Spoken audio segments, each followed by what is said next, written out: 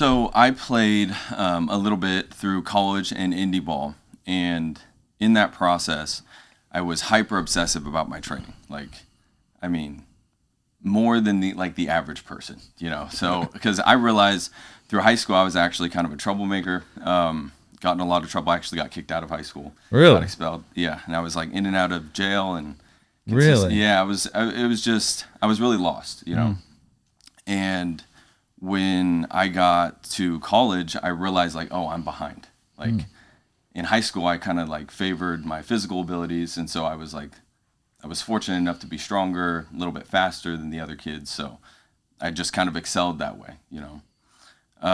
When I got to college, though, I realized like all these other people were stronger, they were faster, they were better, and I was like, oh man, like now I actually have to work. So at that time, I started doing a lot of research on strength conditioning, throwing, hitting, just trying to find anything and everything that could like put me up, you know, Mhm. get me ahead of the competition. And so, anyways, I started doing that. I started to find like a passion for that. So I was the guy that would show up like 2 hours early and stay 2 hours late, and I'd go to the gym in the morning, and it was just like I'd hit the gym twice a day, and I was doing too much, but I didn't know any better. I was just trying to figure stuff out, you know. Mhm. And so that lasted throughout college and into indie ball. And then I just kind of started taking people on for free online. And so my method to this was like, I'm just going to test and figure out what works and what doesn't. So that way I can selfishly just put it towards my training, Hmm. right?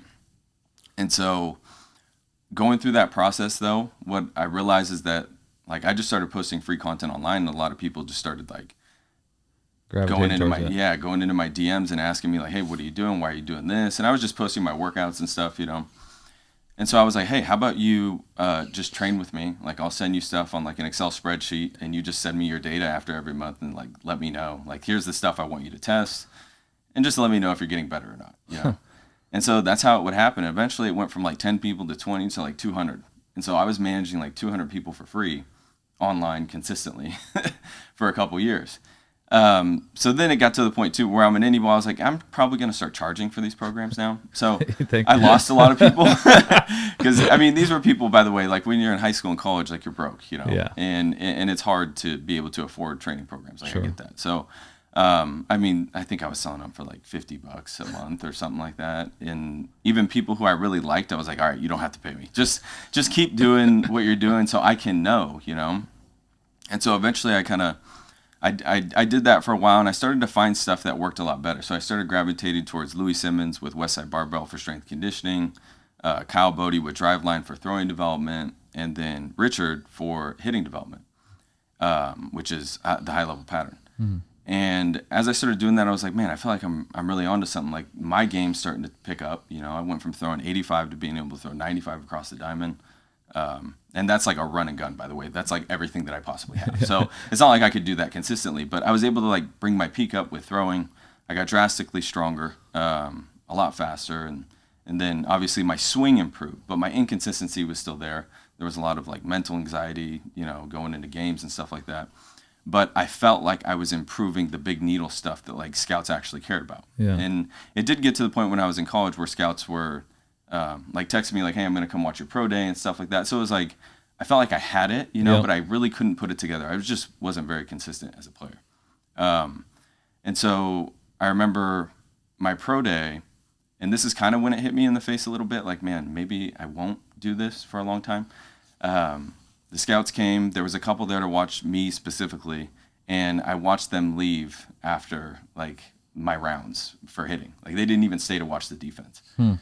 And they texted me after, and they're like, "Man, you have it. Like you can throw hard, you know." Because I did a little bit of the outfield before, and I didn't finish the infield before they left.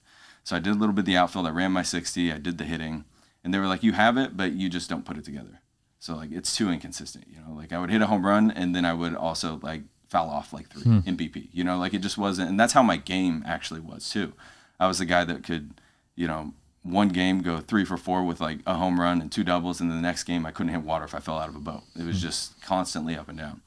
So I shot my shot in indie ball, played in Puerto Rico for a little while, and then I came home, and I was gonna keep trying on indie ball, but my wife, me and her had a baby at that time, so she was like 9 months pregnant when I got home, and I remember going to a softball field, and it was like one of those connected softball fields where there was a softball field behind it and a softball field behind it. And I was like, man, I'm getting paid to play, which was trash. It was like $500 a month, you know. So it's like I'm not really good, but it's like I'm getting paid to play, and I'm over here practicing like on a softball field because I can't afford to like go get training, you know. And I'd swipe my credit card for training all the time, and it was maxed out. So I was like, oh man.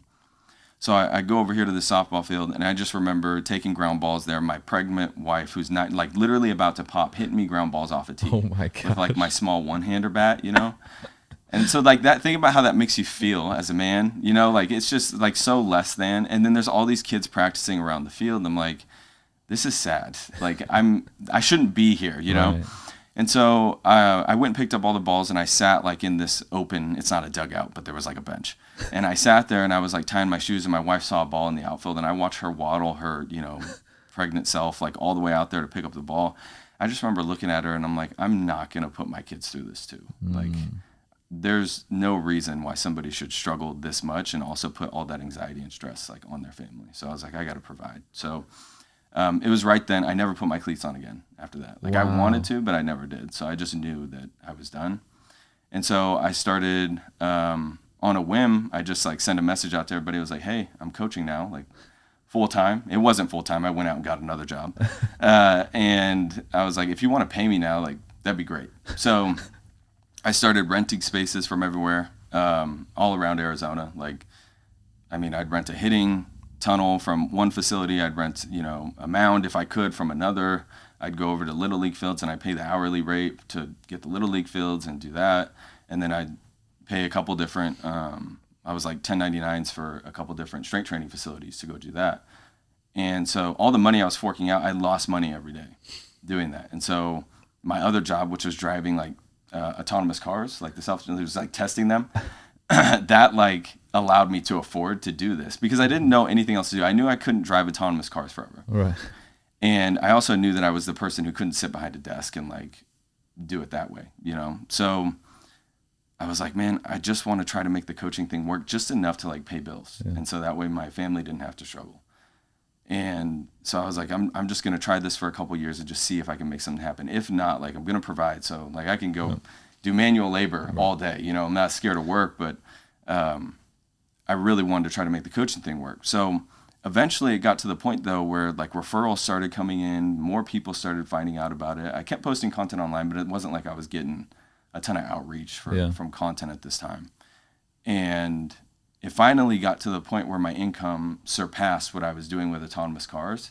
And so in that moment, I was like, it's time to go all in and like just do this thing. So I told you a little bit about this yesterday, but now at this point, it was like all these places that I was renting started to see that my clientele was picking up, and they started upping their prices, and then they also started like kicking me out. Because what would happen is I would train these guys, and I had a very particular way of doing things that not all these places were doing. And so like we would have assessments, I would track all their data, because I was still heavily into testing. At this time I knew like I didn't know enough. My prices were very low for that reason, because I couldn't get like consistent results on a consistent basis. I didn't have systems yet. So I was just trying to figure stuff out. I did that for a while, but I kept getting kicked out of places. I kept getting fired. And, you know, there was this one place that I really started to succeed. I think this was like 2018. And in that moment, I told him, I was like, man, this is the most money like I've ever made. You know, like I feel really good here. I'm going to help you build your brand. I'm going to do anything I can to like help you succeed. And he was all for it until the moment that I started making more money than he was with training. And then he was like, look, like no other company would let you do this. And I was like, dude, you set the rules. Like they're paying the membership fee that you set, and they're paying the prices that you allowed me to charge for this. Like, what do you want me to do? You know? Because I said, if you change it for me, you have to change it for all these other trainers. Right. And he wasn't willing to do that. And so then one day I walked in, I had a full list of clients that were coming in to strength train with me that day, because he was the main gym that I was using at that time for that. And he just handed me, he couldn't even fire me to my face. He like handed me a letter, and I opened it, and it was like, you're fired. And I was like, cool. So what do I do now? Like all these people paid, they were paying a month in advance, right? It was like a membership. And I was like, I have no idea what I'm supposed to do now. So I just started, I told everybody when they came in, I'm like, I'm so sorry, but I'm going to figure this out. You know, just give me a little bit. So I went and rented space from another place. I didn't lose any clients, and I figured it out. But after like a couple months there, the same thing happened there. And I was like, okay, all these people are seeing that like I'm succeeding and they don't want me to succeed because then I succeed too much for them, which doesn't make sense. Doesn't make a lot of sense. Especially when you're 1099ing people, like you want them to succeed because it funds your business, right? But it was more like an ego thing. And then there was this like breaking point before I opened OPP. This is a long-winded version, so you can stop me. No, that's good. There was this breaking point before I opened OPP where I got offered. I'm not going to say the franchise name or anything because I don't want to throw them under. But I was renting tunnels from them, pitching from them, and they were like, "Hey, the CEO wants to offer you something because we're going to open up like this new sector to the franchise where you basically input these systems that you do for throwing, hitting, strength training, all this stuff." And you can basically like help onboard like our professional athletes and, teach our staff how to do these systems that you have. Because most people at this time, it was just like they were stuck in the lesson paradigm where you would go and you pay a private instructor at this facility for like a lesson once in a while. And all my people had to pay a month in advance because I knew that I couldn't get the data that I needed if they were only going to see me like once a week. Like it's not real development when it's like that, So, they were seeing me like 4 times a week for strength training, 5 times a week for hitting. I managed all their throwing, everything. And they liked that. And so they offered me 6 figures for that job. And I was still broke. Like, keep in mind, like when you're renting space, this is the most money I've ever made, but I was renting spaces. So like I would go work for 8 hours and I'd make $20, like profit, right? Because I still had to pay my rent at home. I still had to pay rent for all these other places. So like, even though I was making thousands of dollars a month, I was making nothing. Right. And that's when like, I realized, I was like, okay, if I take this opportunity, they could also just fire me in, a couple months after I teach them my systems. And then it's like, they're just going to run and play with my systems. They don't need to pay me high anymore because they could just pay somebody else lower to regurgitate the same info. So I was like, no, I'm going to turn that down. My wife thought I was crazy because now at this time we're pregnant with our second. And I was like, I'm just going to go find a facility. So I found a warehouse in like a week. And I emptied the bank on it. I emptied all my credit cards. And I just started OPP. Wow. And that's how it happened. A little 2,000 square foot shack in the like hood of Tempe, Arizona. Like we had literally like crackheads and prostitutes like coming in through the back alley. Oh my gosh. And I mean, I would have like 15-year-olds on the floor training, and there'd be a dude like smoking a blunt in the back alley, like blowing reefer in. And I'm like, bro, please. Oh my goodness. Please leave. Like I'm trying to run like a business now, like my life depends on this. Yeah. But yeah, dude, and nobody left. It was great. Our average client still to this day stays with us for like well over 4 years. So, wow. I don't know. I think right around that time is when I realized like I could actually make a big impact in this game. You're onto something. Yeah. So since then, that's kind of where I've been. Couple of things. One, your wife deserves an award for hitting you fungos off a tee when she's 9 months pregnant. That's one. Two, I want you. Was there a point like when you talk about your childhood? You had you were making some bad decisions. Was there a turning point? I know you said when you got to college, but was there a turning point when that changed for you? And yes. If there was, what was it? I skipped over the most important part. I went to this school. I'm not sure if they'll want me to say their name or not, but I'm assuming they would. Ecclesia College out in Arkansas. And so I got to backtrack a little bit more. So when I went to jail for the last time, I was like 18 years old. I was in and out of juvie from the time, I was like 12. To 18, like consistently in and out of the system. And I would always do like 2-week stints, 1-week stints. And this ranged from anything and everything you could imagine, drugs, fights, the whole nine. And I didn't really have like that moral compass to tell me like, this is wrong. I didn't have that feeling, in your gut, like when you do something wrong, you're like, I shouldn't do this. That conscience. I just didn't have it, I didn't grow up in the church. I didn't really grow up around any of that. And in the area that I grew up in, I saw a lot of people making money doing things that is not the most advisable way to like do things. So I thought that was kind of normal, running my life that way. And then when I got that, the last time I was in jail, I tried to pick up the Bible and I tried to read it. And it was like another language to me. I had no idea what I started in Genesis, probably not the best way to start. And I was just reading it and I'm like, this is, it literally, I felt like I was reading French. Like I had no idea. And I closed it and I was like, all right, I'm just going to pray. And so when I look back on this moment now, like I kind of tested God, but keep in mind, I had no idea about anything. Like I was very green to this whole like spiritual side of things. And so I just asked him, I was like, look, if you give me another opportunity to play baseball, it's the only thing I've ever been good at in my life. I had all these D1 letters sent to me when I was like 16 in high school. And I was like, if you give me an opportunity to just play in college, I'll know that you're real and I'll change my life.